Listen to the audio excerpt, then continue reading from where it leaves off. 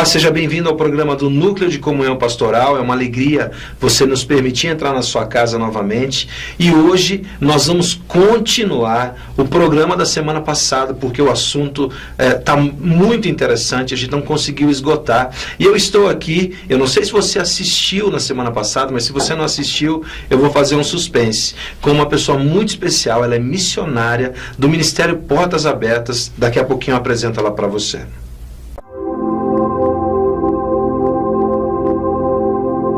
Então, como eu dizia a vocês, eu estou aqui no segundo programa com a Elizabeth Banoff, que é representante missionária do Ministério Portas Abertas. Elizabeth, muito obrigado por continuar a nossa conversa, né? É uma alegria estar aqui e eu quero saudar todos os irmãos que estão nos ouvindo e que seja um tempo realmente produtivo, abençoado por Deus. Muito obrigado. E realmente o assunto da igreja perseguida ele é muito amplo e muito empolgante de se conversar. Eu vejo que quando nós conversamos sobre os testemunhos que você tem, as histórias que você vivenciou com essas mulheres perseguidas, ela é fundamental. Eu vi aqui também, no programa anterior, nós apresentamos a revista do Ministério Portas Abertas, e eu vi aqui nessa revista uma estatística que me deixou estarrecido. Apenas 0,05% dos afegãos conhecem a Cristo. E apenas 0,05% dos evangélicos brasileiros sabem disso. Isso é verdade mesmo? Isso é verdade mesmo. Isso é uma estatística real. Com relação aos cristãos afegãos, a notícia que se tem da maior igreja no Afeganistão, ela é composta de 5 membros. Meu Deus. E é um país extremamente fechado, então muito difícil alcançar, né? Então depende de muita oração para que isso aconteça. E 0,05% numa nação livre como o Brasil, onde em cada esquina tem uma igreja, onde nós temos orgulho de dizer que, né, nós somos uma nação cujo Deus é o Senhor, conhece essa realidade. Uma nação onde nós temos muitas igrejas missionárias, muitas igrejas envolvidas em missões, e ainda essa estatística é muito triste, né? Então, o trabalho da Portas Abertas aqui no Brasil é justamente tentar elevar este número de engajamento e de conhecimento dessa realidade tão triste que é a igreja perseguida. É verdade. Eu vi também aqui na revista uma outra estatística dizendo que a cada 2.000 evangélicos brasileiros, 1.999 não sabem da igreja perseguida. Que cai nessa estatística do 0,05%. E muitos lugares que a gente vai, com muitas pessoas que nós conhecemos no meio evangélico, elas se espantam. Elas falam, como assim? Perseguição nesses dias? Olha, né? Então, gente, vamos voltar à Bíblia, né? Porque a palavra diz isso, que nos últimos tempos haveria todo esse levante, e nos últimos tempos haveriam tantas catástrofes que nós estamos vendo, violências, guerras, e a igreja vai ser muito atingida, né? E a igreja vai ser perseguida, e a igreja está sendo muito perseguida, e nós temos o objetivo, nós temos a missão, o trabalho e o sonho diante de Deus, de fazer essa realidade conhecida no meio evangélico brasileiro, e não só conhecida, mas realmente abraçada, para que nós possamos juntos sustentar, né? Eu sempre lembro de uma passagem onde Josué estava dividindo a terra. Exato. E ele falou, vocês lembram o que Moisés falou, né? Ai de vocês, se ficarem com o lado bom e esquecendo dos seus irmãos que ainda vão passar para lutar. É a mesma situação da igreja perseguida. É verdade. Você trouxe um vídeo muito interessante e que eu gostaria que os telespectadores vissem esse vídeo para que nós conversássemos um pouco sobre a Coreia do Norte. Sim. Que é um país fechado ao cristianismo, e para que a gente possa saber um pouquinho do que está acontecendo ali. Eu quero que você veja esse vídeo e já já a gente volta a falar um pouquinho mais sobre isso.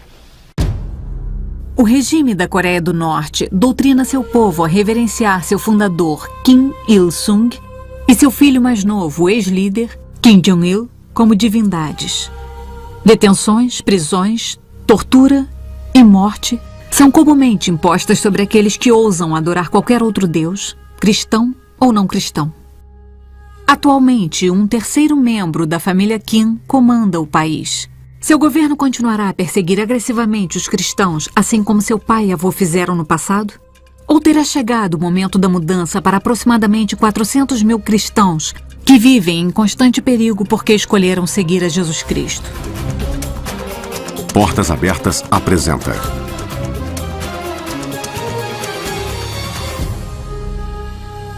Classificação da perseguição religiosa, Coreia do Norte.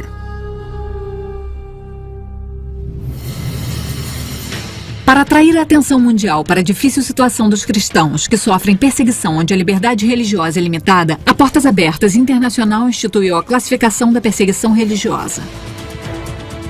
Cada país é avaliado com base em perguntas que abordam diretamente a questão da perseguição.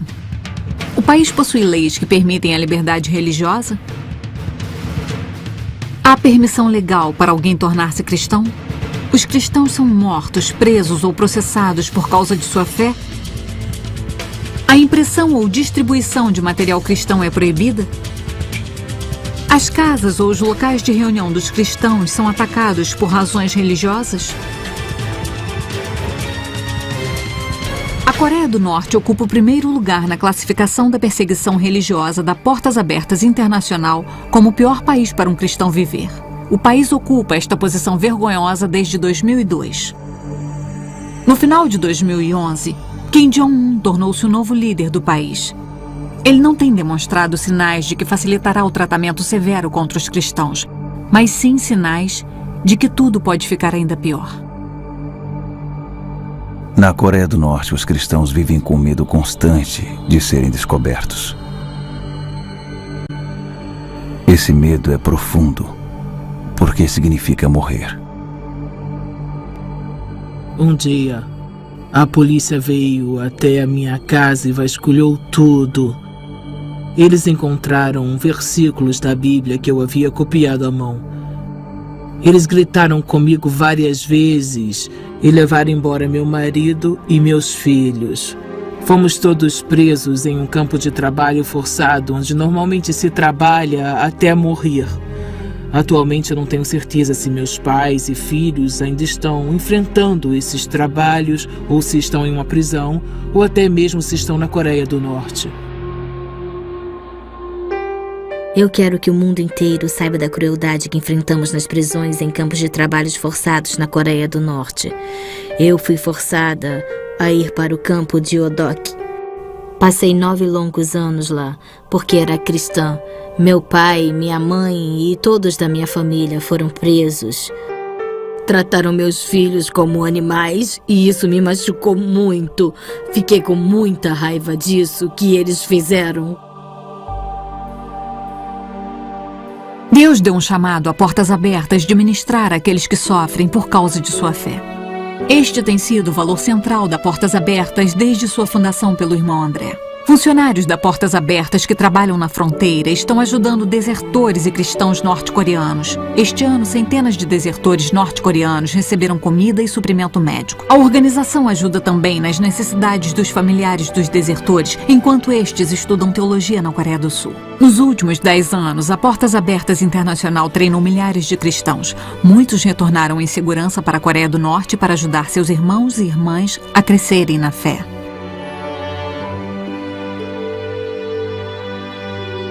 Apesar das circunstâncias serem muito duras, os norte-coreanos não estão desanimados.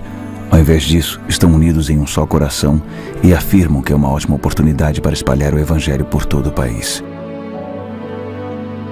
Não estamos procurando uma solução política na Coreia do Norte. Existe somente uma resposta: o amor e a graça de Jesus Cristo. Os norte-coreanos oram para que suas famílias, amigos e vizinhos conheçam a Jesus. Eles também oram por aqueles que os perseguem. Nós verdadeiramente cremos em um Deus de milagres. Amém.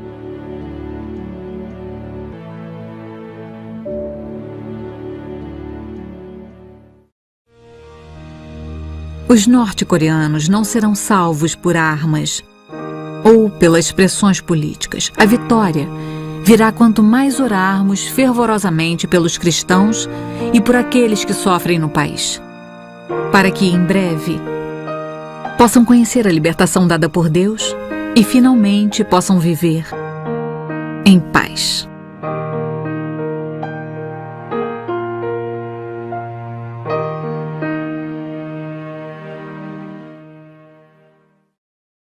Então, como vocês puderam ver nesse vídeo, muito impactante, conhecer um pouco mais da realidade da Coreia do Norte. Eu queria que você falasse um pouquinho, Elizabeth, sobre esse país, sobre a Coreia do Norte.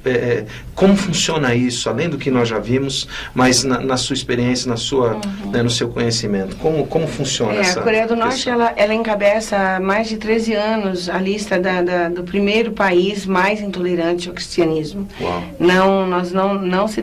Nós sabemos que tem cristãos lá, e vamos ter uma surpresa muito grande quando o Senhor abrir a Coreia do Norte, mas nós não temos estatísticas disso, não é possível saber quantos cristãos nós temos lá, né? E esse jugo que o filho desse imperador Kim Il-sung tem colocado sobre a Coreia do Norte, essas 3 gerações, é algo assim muito demoníaco. Uma curiosidade, a mãe do Kim Il-sung, o primeiro imperador que fechou a Coreia do Norte, era cristã. Uau. E era uma diaconisa. E ele, quando ele fechou a Coreia do Norte, ele falou assim: agora a Coreia do Norte tem a mim como Deus, o meu filho como aquele que vai levar no caminho, e o meu neto que vai ser o guiador. Então, Pai, Filho e Espírito Santo, né?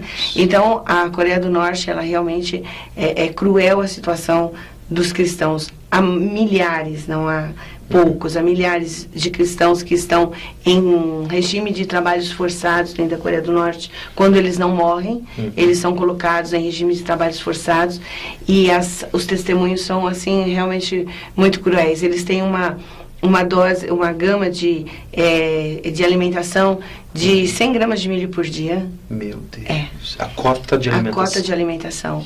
E eles muitos morrem de frio. Eles fazem assim, crueldades. Pegam os nossos irmãos para brincar com a vida deles, colocam eles nus numa temperatura de 40 graus negativos. Então, coisas do gênero. Então, os cristãos têm sofrido demais na Coreia do Norte, as mulheres têm sofrido demais na Coreia do Norte. Vocês ouviram o testemunho dessa irmã, né, de ver os seus filhos maltratados. Né? Você é mãe, você que está nos assistindo, você é pai. Imagina você ver o seu filho sendo maltratado porque você é um cristão. Não porque você seja um delinquente social, mas porque você é um cristão. E isso tem acontecido muito na Coreia do Norte. E Portas Abertas tem um trabalho muito forte na fronteira Coreia do Norte e China, onde nós resgatamos, né, as pessoas, podem ser cristãos ou não, mas nós resgatamos as pessoas que chegam como moribundas. Mulheres chegam sem dente, sem unha, sem cabelo, esverdeadas, atrofiadas, porque elas passam situações horríveis para conseguir chegar do outro lado. E há um aliciamento para a prostituição na China. Então, Portas Abertas tem uma equipe de prontidão na fronteira para nós podermos acolher essas mulheres que chegam, cuidar psicologicamente, cuidar emocionalmente e, obviamente, cuidar espiritualmente dessas mulheres. E o grande segredo, quando elas estão prontas, que elas estão curadas emocionalmente, fisicamente, e estão preparadas espiritualmente, que elas já entregaram sua vida para Jesus, o desejo delas é um só: eu quero voltar para a Coreia do Norte. Porque eu tenho pessoas que eu preciso falar do amor de Cristo na Coreia do Norte. Então é algo sobrenatural. A Coreia do Norte precisa ser amparada em oração. É muito interessante quando nós vemos isso, e a nossa postura ocidental, ela não tem essa noção de urgência, né? Do perigo que existe nessas regiões.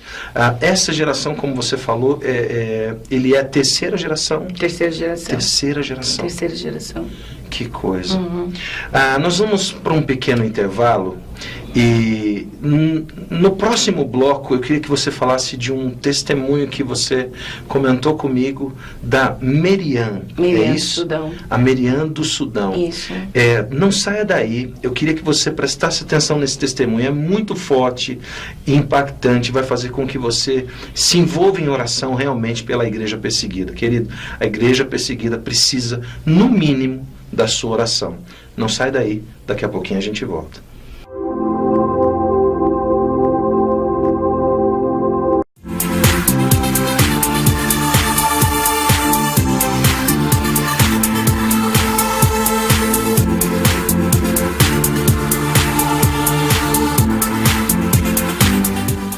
Estamos de volta com o programa do Núcleo de Comunhão Pastoral, com um assunto extremamente importante e empolgante, que é a igreja perseguida. Você que está nos acompanhando já desde o outro programa, estamos com a missionária Elizabeth Banoff falando sobre o assunto igreja perseguida.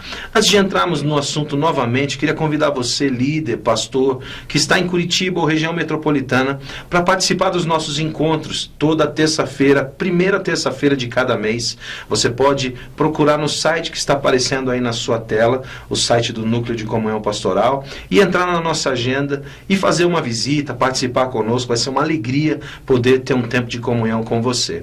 E eu quero aproveitar, Elizabeth, também colocar os seus contatos. Sim, aí, né?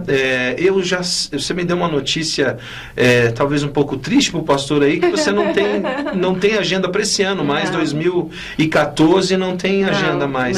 Não. Graças a Deus, Graças a Deus, glória a Deus, mas está fechado, a agenda desse ano já está fechada. Estou abrindo a agenda de 2015 já. Então, pastor, você que quer levar um pouco mais de conhecimento acerca da igreja perseguida para a sua igreja, então, olha o contato aí da Elizabeth e tente agendar, já faça o agendamento para 2015. Eu tenho certeza que você vai ser muito abençoado e vai abençoar o seu povo. Elizabeth, nós conversávamos sobre um testemunho, eu quero explorar um pouco isso, o testemunho da Miriam, né, do Sudão. Eu queria que você explorasse, falasse um pouco sobre a Miriam. O Sudão é um país que ele despontou de 2 anos para cá como um país que está cada vez mais fechado para o Evangelho. Então ele pulou de 2 anos para cá, ele estava em 30º, 40º lugar para 11º lugar na classificação de perseguição dos 50 países mais perseguidos. E a Miriam, ela casou com um cristão, mas ela era uma muçulmana. Ela pôde casar com um cristão, contanto que ela não se convertesse ao cristianismo. Mas ela se converteu. Ela conheceu Jesus Cristo e ela se converteu de corpo, alma, espírito, mente. E porque ela se converteu e ela não negou Jesus e voltou à sua fé, a Miriam foi condenada à morte. Ela iria ser chicoteada, como o costume deles, 40 chicotadas, e após isso ela ia ser executada por apedrejamento, se não me engano, porque ela apostatou da sua fé. Mesmo tendo um marido, o marido não teve como, por ser cristão, ele não teve como proteger a sua esposa. E ela foi para a prisão com seu filhinho de 1 ano e meio, grávida de 7 meses. E ela ficou com o seu filho de 1 ano e meio, acorrentada, todo esse tempo na prisão, e ela deu à luz acorrentada. Não liberaram a Miriam para ter a criança num parto normal, as pernas dela estavam acorrentadas. E a ação da Portas Abertas com outras organizações fizeram com que a história da Miriam fosse divulgada na mídia. E eu tenho certeza que muitos dos que estão nos ouvindo agora conheceram a história da Miriam através de reportagens e notícias de jornal. E nós conseguimos fazer com que houvesse um movimento. Estados Unidos entrou na guerra, nessa batalha, outros países entraram, até a Itália entrou, E nós conseguimos tirar a Miriam de lá em segurança, depois de muita luta, e hoje Miriam está num país já asilada. Mas eu fico imaginando, às vezes eu deitava pensando na Miriam, e eu ficava imaginando assim, como que uma mãe com um filhinho de 1 ano e meio, e segurando o que acabou de nascer, como ela pode, assim, qual é o sentimento dela? De olhar para aquelas crianças e imaginar, amanhã eu posso estar executada e eu vou deixar os meus filhos sem mãe, Como funcionou o sentimento dessa mulher todo esse tempo na prisão? Eu não sei, mas eu sei uma coisa. O Espírito Santo sustentou tanto a vida dela, que mesmo sabendo que ela ia deixar seus filhinhos, essa mulher não negou Jesus Cristo. Ela ia morrer por Jesus Cristo. E como elas, como a Miriam, nós temos muitas outras. Nós temos a Asia Bibi presa no Paquistão da mesma forma, condenada porque ela não negou Jesus. Ela tem 5 filhos pequenos. Nós temos tantas outras na Coreia do Norte presas por não negarem Jesus. Então, essas mulheres, elas têm muito a nos ensinar, Às vezes nós reclamamos e nós enfraquecemos na fé por tantas coisas. E ela, diante da morte, ela não negou Jesus sabendo que ela ia deixar 2 neném pequenos. Então, você que está em casa, o mínimo que o Ministério Portas Abertas pede a você, cristão, é que ore por essas mulheres, ore por essas famílias que estão sendo perseguidas nas regiões onde não pode haver manifestação cristã. Você estava contando também das suas viagens, quando vocês vinham embora e deixavam aquelas mulheres. Eu queria que você passasse esse sentimento também. Aquela conversa onde você... Aquela conversa final, como que é isso? Nós temos esses contatos e às vezes as pessoas falam, mas vocês vão assim, curto prazo e tal, mas as pessoas precisam entender que o nosso papel não é o papel ativo lá, o nosso papel é fortalecimento.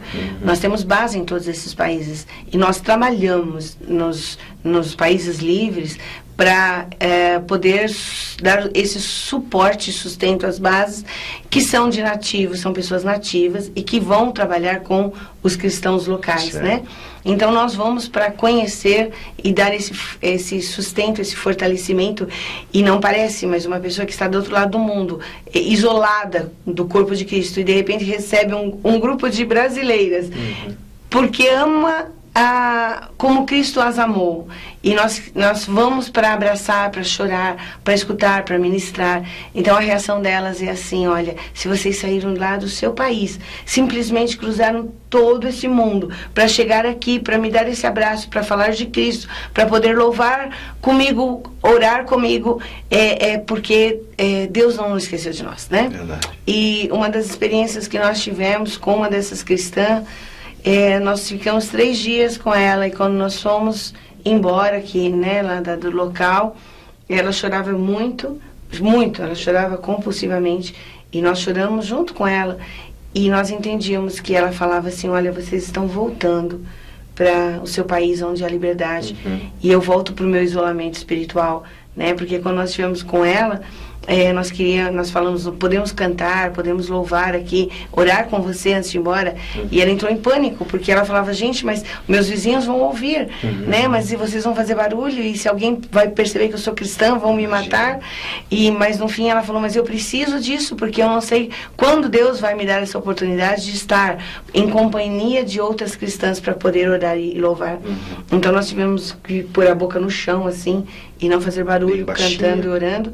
E nós entendemos isso, né? Maria estava dizendo que nós iríamos voltar para o nosso oásis, né? Onde nós temos toda a liberdade de caminhar com Cristo, e ela voltaria ao seu isolamento espiritual. Os próprios vizinhos não podem saber que ela é uma cristã, né? E nós nos comprometemos, como mulheres do caminho, a estar amparando essas mulheres, estar convidando, desafiando você, que é uma cristã, a orar por essas mulheres quando elas não podem orar, a ser a voz delas quando elas não podem cantar, sabe, a ser o clamor delas quando elas não podem estar elas mesmas clamando, e a ser companheiras de oração quando elas não têm outras companheiras de oração. Isso faz toda a diferença na vida dessas mulheres, e um dia lá no céu nós vamos encontrar com elas. Com certeza. Que testemunho maravilhoso. Ainda um último testemunho para fechar. E eu me empolgo e assim, pedi um segundo programa justamente por causa desses testemunhos que falaram muito comigo. Você tocou de um testemunho da Síria, muito interessante, num acampamento de refugiados na Jordânia. Eu queria que você contasse também esse testemunho para edificar os irmãos que estão ouvindo em casa. Nossa oração, né, por causa dessa proximidade, às vezes as pessoas falam: como é que vocês aguentam tanta... Mas é uma realidade, e o Senhor nos dá suporte, mas nós sempre falamos: Senhor, nós queremos saber o que o Senhor está fazendo, né? Porque nós sabemos o que nós podemos fazer, mas nós queremos também saber o que o Senhor está fazendo, principalmente através da oração, o que acontece, né? E o Senhor tem sempre nos mandado notícias do que Ele está fazendo. Ele é gentil, né? Ele não precisava fazer isso, mas Ele faz. E nós tivemos uma equipe que foi para a Jordânia, e nós visitamos os refugiados da Síria. E quando eles chegaram lá, eles viram algo surpreendente. Um pastor se levantou com ousadia E ele não ficou prostrado diante de toda a situação. E ele começou a ajudar algumas pessoas mais carentes, porque as pessoas chegam lá, elas ficam jogadas num deserto. Elas não podem trabalhar na Jordânia. Elas não podem estudar na Jordânia, porque elas não são de lá, né? Então elas ficam lá... São refugiados. Né? São refugiados. Eles ficam isolados, jogados. E esse homem, ele começou a ajudar algumas famílias mais críticas ao lado dele. E aí alguns outros começaram a se movimentar. E o resultado desse trabalho de movimentação, né, porque às vezes a gente fala, não posso fazer nada, mas quando nós começamos a dar um passo, o Senhor caminha conosco e vai fazendo as coisas acontecerem, né? É o Senhor que faz. E o resultado foi que hoje ele consegue ajudar com mantimento, com ajuda espiritual, com treinamento, com tantas coisas, 3.000 famílias. 3.000 famílias. 3.000 famílias. De refugiados. De refugiados. Mas ele não fez... Você é cristão? Ah, então pra cá. Você não é cristão, eu não ajudo. Não. Ele falou assim, perguntaram pra ele, mas você sabe quantos estão se convertendo? Ele falou, eu não preciso dessa estatística. Eu faço a minha parte, o Senhor faz a dele. Né? Então ele tem feito esse trabalho com as mulheres, principalmente, que elas ficam muito abatidas, né? E essas mulheres têm... visto nele uma ação e uma atitude de amor. E a ação que ele tem, a atitude de amor, faz com que essas mulheres islâmicas, muçulmanas, queiram saber.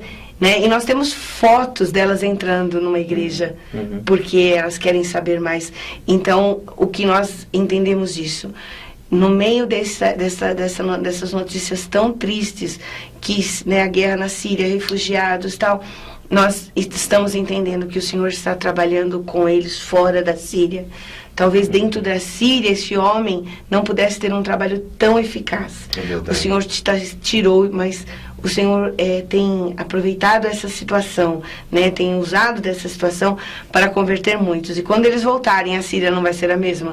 Porque, sabe, saiu, sei lá, 100 cristãos, vai voltar mais de 3, 5, 10 mil cristãos.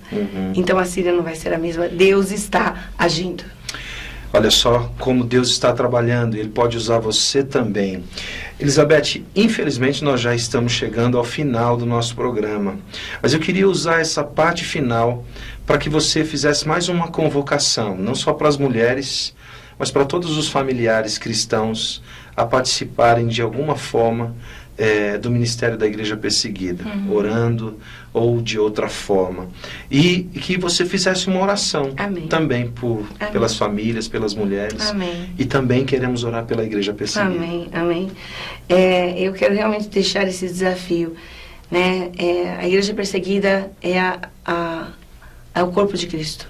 E nós somos o corpo de Cristo. Então somos um. Então eu queria deixar um desafio primeiro a você, que é pastor, que é líder de missões em sua igreja, que você busque informações sobre a Igreja Perseguida para compartilhar, que você possa nos dar oportunidade de estar com vocês compartilhando também essas histórias, testemunhos, tantas coisas que mudou a minha vida como cristã e vai mudar a vida de quem conhece, né? Porque um pastor chinês, ele fala assim, que quando nós oramos por ele, nós estamos sendo muito abençoados, porque nós estamos orando por ele, se aproximando de Deus. Então, e Deus vai primeiro abençoar a vida daquele que ora, para depois abençoar a vida daquele que está recebendo a oração, né? Então, que você seja desafiado com isso, que você busque informações, você tem muitas ferramentas. Entrar no site, vocês tiveram, né, a informação do endereço do site, a informação do meu e-mail, pode me escrever, pode deixar telefone, nós conversaremos por telefone. Vocês têm a revista, né, que foi apresentada num outro programa, mas que também é uma ferramenta fantástica para você conhecer mais sobre a realidade da Igreja Perseguida, para você orar, para você se envolver, para você dar espaço na liberdade que você tem. Dê espaço para que Jesus tenha a liberdade em você, para fazer aquilo que Ele quer fazer através de você. E se você está assistindo esse programa, é porque o Senhor tem propósitos na sua vida com relação a tantos irmãos que passam perseguição. Amém? Amém. Vamos orar? Amém. Vamos orar. Senhor Jesus, nós estamos aqui reunidos em Teu nome, Senhor. E tudo acontece, Senhor, de acordo com a Tua vontade. E eu peço, Senhor, que o Teu Espírito Santo venha realmente, Senhor, a alertar, a incomodar, Senhor, a trazer, Senhor, a existência, aquilo que ainda não tem tantos corações de irmãos que são livres para pregar, para falar do Evangelho e para aprender do Evangelho, Senhor. A oração que eu faço nesta manhã é por essas pessoas que estão nos ouvindo, por essas famílias, Pai, que estão nos ouvindo, Senhor. Que haja, Senhor, o mover do Teu Espírito, uma transformação, Senhor. Que nós possamos dar um passo além, caminhar contigo em todas as direções que o Senhor nos levar. Não importa, Senhor, se é em Samaria, se é em Jerusalém ou se é nos confins da terra, Senhor. A Tua vontade, a Tua vontade, ensina-nos a ser obedientes a Ti, Senhor Jesus. E, Senhor, alegra, Senhor Jesus, o nosso dia com a Tua presença, Senhor, e nos dá a direção, Senhor, que a igreja brasileira, que tem tanta liberdade, Senhor, seja realmente, Pai, a menina dos Teus olhos, Senhor, para estar cumprindo a Tua vontade, para estar conhecendo, para estar, Senhor, sustentando, Senhor, aqueles que caminham com dificuldade. Usa-nos na nossa liberdade, eu te peço, em nome do Senhor Jesus, e te agradeço por esse tempo maravilhoso, Senhor. E eu sei que eu entrei na casa de tantas pessoas, porque o Senhor me permitiu, Senhor. E eu sei que esse programa tem entrado na casa de tantas pessoas, Senhor, em tantos lugares, porque o Senhor tem permitido, Senhor. Então levanta aqueles que o Senhor tem para levantar, em nome de Jesus. Amém. Amém, amém. Muito obrigado. Amém. É uma alegria sempre. Amém. E a porta está aberta, né? Para você voltar. E você também que foi abençoado por esse programa, nós queremos que você passe a informação para outros. Deus te abençoe. Até o próximo programa. Tchau, tchau. Amém.